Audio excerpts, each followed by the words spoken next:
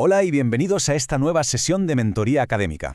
Hoy vamos a adentrarnos en un tema fascinante y, seamos sinceros, a veces un poco intimidante, ese gran salto que dan los antropólogos principiantes cuando dejan la comodidad de las aulas para enfrentarse al mundo real de las instituciones sociales. Abandonar esa zona de confort teórica y bajar al barro, al terreno real, puede ser un choque tremendo, ¿verdad? Pero resulta que es exactamente ahí, en medio de toda esa fricción y dudas existenciales, donde nace el verdadero rigor científico. Así que vamos a sumergirnos de lleno en cómo transformar esos miedos iniciales en una identidad profesional absolutamente sólida. Para guiar esta exploración nos vamos a apoyar en un texto que es una auténtica joya, El quehacer de la antropología en la vida cotidiana, de las autoras Teresa Durán y Lina Gutiérrez. Pensemos en esto como una clase magistral que nos invita a darle una vuelta de tuerca a la actividad antropológica. Ya no se trata de mirar desde la barrera, desde lejos que va, se trata de entender nuestro rol desde el mismísimo centro de la vida diaria. Y lo más interesante, aprender a usar nuestra propia subjetividad, no como si fuera un estorbo que hay que esconder, sino como una herramienta superpotente, siempre guiada, claro está, por una profunda responsabilidad social. Bueno, la hoja de ruta para hoy es muy clara. Primero, el desafío del trabajo de campo. Segundo, la tensión entre subjetividad y rol institucional. Tercero, cómo superar la rigidez de las instituciones. Cuarto, la vigilancia epistemológica. Quinto, lo que llamamos decantación etnográfica. Y por último, la ética y la angustia existencial. Empezamos con nuestro primer punto, el desafío del trabajo de campo. A ver, a menudo en la academia nos encanta buscar respuestas en conceptos abstractos, súper complejos, pero la realidad es que la vida cotidiana es ese lugar exacto donde nuestras teorías perfectas e inmaculadas suelen chocarse de frente contra un muro. Es muy común que al entrar al campo por primera vez nos quedemos paralizados, como un ciervo deslumbrado por los faros de un coche. Las fuentes nos recuerdan que la vida diaria es el escenario fundamental donde realmente se mezclan nuestras preguntas y las respuestas de la gente. Es ahí, en lo ordinario, donde nos topamos de bruces con los problemas reales para construir la realidad. Y es, sin duda, el lugar donde ocurre la mayor transformación, tanto para la disciplina como para el propio investigador. Y claro, este terreno no es para nada un camino de rosas. Hay obstáculos enormes desde el minuto 1. De entrada, toca abandonar esa zona de confort teórica de la que hablábamos. Cuando entramos en una institución real, las jerarquías de poder y las diferencias sociales nos caen encima de golpe. Y los libros no siempre tienen la respuesta perfecta para eso. Además, hay una presión brutal para encajar, lo que muchas veces nos empuja a reproducir modelos que ya existen sin siquiera cuestionarlos. El verdadero reto aquí es conseguir observar ese entorno tan jerarquizado y habituado, pero sin dejar que nos consuma. Pasamos ahora a la segunda parte, la tensión constante entre la subjetividad y el rol institucional. Aquí el conflicto interno salta a la vista. Por un lado, cargamos con nuestra esfera íntima, nuestra subjetividad. Estamos llenos de intuiciones, de miedos y de vulnerabilidades frente a lo desconocido. Somos humanos, al fin y al cabo. Pero por otro lado está el rol profesional público. Esa faceta que nos exige un rigor absoluto, cumplir con lo que la institución espera de nosotros y, por encima de todo, tener una responsabilidad social inquebrantable. Ninguna de estas dos partes puede borrarse de un plumazo. El error garrafal sería dejar que nuestros miedos personales tomen el volante, o al revés, esconder nuestra humanidad detrás de una máscara académica súper fría y distante. Entonces, ¿cómo lo hacemos? Pues aquí entra en juego lo que los textos llaman el arte del desdoblamiento. Suena a ciencia ficción, pero en realidad es la capacidad de operar en múltiples planos de la realidad a la vez. Es aprender a mantener esa dimensión íntima y personal protegida mientras interactuamos en lo social y cumplimos rigurosamente con lo que la institución pide. En pocas palabras, es aprender a estar 100% presentes como seres humanos mientras observamos metódicamente con lupa como científicos. Es un equilibrio fascinante. Vamos con el tercer punto. ¿Cómo superar la rigidez institucional? Las instituciones, por su propia naturaleza, están llenas de pequeñas trampas. En la esfera de la enseñanza, por ejemplo, el peligro es quedarse callado y simplemente reproducir modelos de forma acrítica. La solución, fomentar siempre encuentros empáticos y apostar por el diálogo socrático, preguntando siempre el porqué de las cosas. En la parte organizativa, el riesgo es acabar convertido en un funcionario más, perdiendo la chispa. Para evitarlo, es vital mantener un espacio de reflexión privada, un rincón propio para pensar. Y en la interdisciplinaridad, corremos el peligro de ser un mero adorno en los equipos.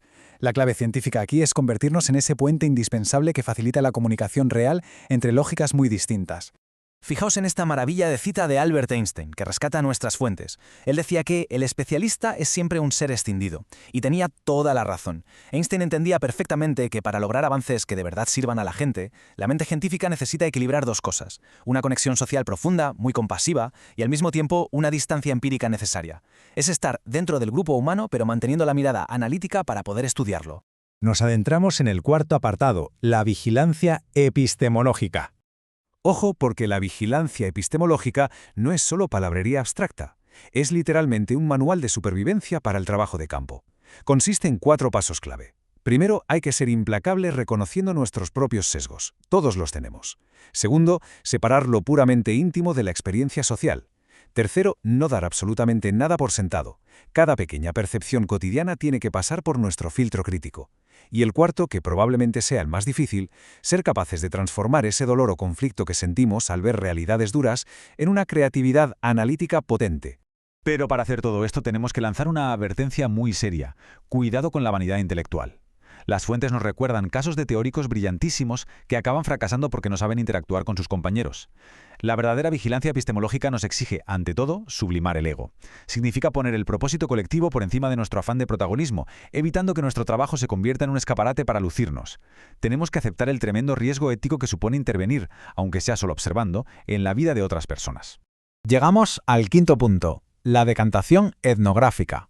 Para que todo esto no suene solo a teoría, vamos a aterrizarlo en un caso real espectacular que nos traen las fuentes, la práctica profesional de Rodrigo Pino en la municipalidad de Arica. Rodrigo se enfrentó a una crisis real y súper dolorosa, la contaminación ambiental por plomo. Este es el ejemplo perfecto de una colisión brutal. Por un lado, las urgencias diarias de la gente afectada, por otro, las limitaciones de la institución y en medio de todo, un investigador principiante intentando generar conocimiento riguroso. Después de meses de pura fricción y desgaste en el campo, se llega a una conclusión valiosísima. Como nos dice el propio Rodrigo, para que toda esa montaña de datos y emociones se convierta en verdadera ciencia, hace falta algo fundamental: el reposo. La información recogida necesita decantar, como un buen vino. No podemos forzar el análisis, hay que dejar que madure de forma natural hasta que tenga sentido teórico. Es la prueba palpable de que en antropología la paciencia es exactamente igual de importante que saber observar.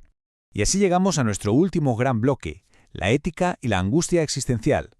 Es normal, normalísimo, sentir angustia. Planteemos la pregunta con todo el peso que tiene. ¿Hay algo más desafiante que intentar comprender a un otro, basándonos solo en nuestra propia humanidad? Al entrar en mundos que no conocemos, nuestra propia identidad se tambalea. Esta búsqueda constante de certezas nos va a llevar sí o sí a momentos de muchísima incertidumbre. Reconocer que somos frágiles frente a esto es el primer paso indispensable para no dejarnos hundir. Y para equilibrar esta carga mental, los textos nos regalan un juego de palabras que es pura brillantez. Nos hablan de equilibrar la conciencia con la paciencia. La conciencia, separada como el acto de observar con rigor científico, aplicando la ética y la teoría con muchísima precisión. Y la paciencia como esa capacidad de darnos tiempo, de entender que cometer errores es parte natural del aprendizaje y, lo más importante, aprender a encontrar cierta paz en medio de lo desconocido y de esa angustia existencial. Todo este equilibrio nos lleva inevitablemente al verdadero mandato de la profesión. Y ojo, porque aquí la ética no es rellenar un formulario administrativo, que va. Las fuentes lo dejan claro. La ética es la dimensión reflexionada de todo lo que hacemos. Es el compromiso innegociable de no usar jamás lo que sabemos para dominar a otros. Implica tener la valentía de romper el status quo, salir de los hábitos cómodos y comprometer nuestra vocación científica con el bienestar colectivo y social. Y esto nos trae a la gran reflexión final de esta guía. El trabajo de campo no es ir de excursión, mirar, tomar apuntes y volverse a casa, ni muchísimo menos. A través de ese proceso de decantar los datos, de ese desdoblamiento entre lo personal y lo profesional y de no bajar la guardia, lo que ocurre en realidad es que nuestra propia identidad se transforma por completo. Ese miedo inicial, esa angustia, acaban transmutándose en una madurez brutal, tanto a nivel profesional como humano. Para terminar, vamos a dejar esta idea resonando. Si asumimos que investigar la vida cotidiana desde el rigor científico nos cambia profundamente por dentro, haciéndonos profesionales más empáticos y conscientes, ¿cuál va a ser el impacto real de esa nueva identidad en nuestro futuro? Las instituciones cambian única y exclusivamente cuando cambian las personas que las forman. Y esa responsabilidad maravillosa está ahora en manos de quienes deciden dar ese salto hacia lo real. Ha sido un placer compartir este análisis, y ojalá estas herramientas arrojen mucha luz sobre el apasionante camino que queda por delante.